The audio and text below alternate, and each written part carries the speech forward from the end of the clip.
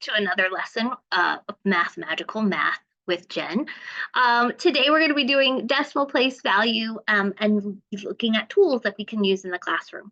So let's go ahead and get started. So base 10, how do we get the place value for decimals? So as you can see down here on this chart, we have tenths with the THS, hundredths with the THS, thousandths, and it keeps going. I will say that this is typically where we play in 4th and 5th grade is tenths, hundredths, and thousandths.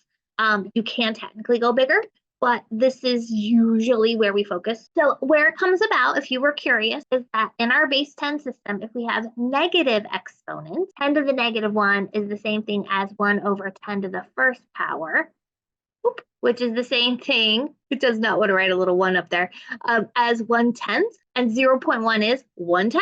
10 to the negative 2 is 100th, 10 to the negative 3 is 1,000, and that's how we get our names.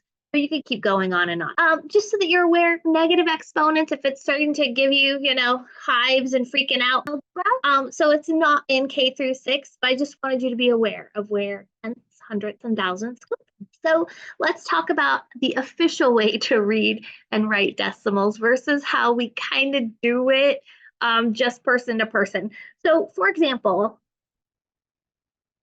if you were to tell this to somebody, you'd probably say 2.13, maybe even 2.13. Okay. Technically, the way you're supposed to read it is 2, the decimal point is and, then the back side you read as if it were a normal number. So down here, it even talks about this process where you have your decimal separates the number into the whole number part and the decimal part. You read the front normally, you read the decimal point as and then the back, I said just a second ago that we read it normally, kind of. What you do is wherever the last digit falls, that place value is the word you throw on. So in this instance, we would read this 2, and now this looks like the number 13, so we'd say 13, but because that 3 falls in the hundredth, that's the place value we throw on the end. So that would be 2 and 1300. All right, if we were going to have something like, I almost said 4.07. I mean, it's kind of common habit because that's how we dictate decimals to each other. But technically what this is would be 4 and, okay, and then this back number looks like the number 7, and because that 7 falls in the hundredths, it's 4 and 700. If you're wondering, hey, how come you're using just like ones? Can you have bigger numbers? Sure. So this could be 34 and 700. Sure. So that is called word form. It's also how we officially read using place value. All right. As far as helpful tools that can be used, we don't have base 10 block usually, but what we do have are discs. So you can buy these online. You can create your own from a PDF if you want, and then cut them out, even laminate them if you want. I will say a lot of times you can buy some that have the fraction on one side and the decimal on the other. So on the other side of this one would be the fraction 1/10. So it's kind of nice. It does double duty, okay, for fractions and decimals. But this is tenths, hundredths, and thousandths. Okay. You can also use play money. It would be the coins, but no nickels and no quarters. So here you'd only use pennies, which are the hundredths, because 100 pennies make $1, right?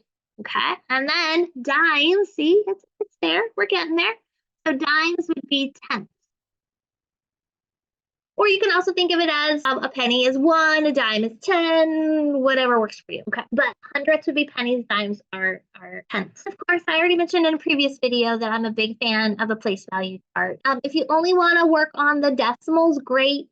Usually you want to include some of the whole numbers too, so it's dual purpose. This again is basically sweet spot of 4th grade into 5th grade, a little bit of 3rd, but mostly 4th and 5th. And so you may want to have the ability to write whole numbers along with the decimal part. Okay, so let's talk about some straightforward practice. So this is from the Common Core textbook in 4th grade. And what we've got here is that it's a number. Here we have 416 and 83 hundredths. Let's say that one more time. 416 and 83 hundredths. What I like about this problem, though, is that it asks for which digit is in particular places. And it asks them about the hundreds and the tens, but it also asks about the tenths and the hundredth. So they're trying to, make that connection of, hey, that's not just a 4, that's 400.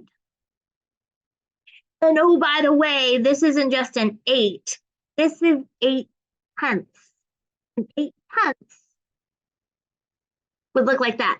By the way, if you noticed on the previous slide with the discs that they didn't have a 0 in front, so you can have that 0 or not.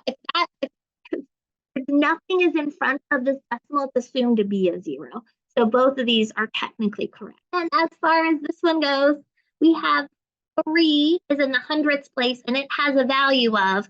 Now let's say that you weren't very good or you're concerned about working with a student and that you're not going to know how to write this value at the end. Okay, great.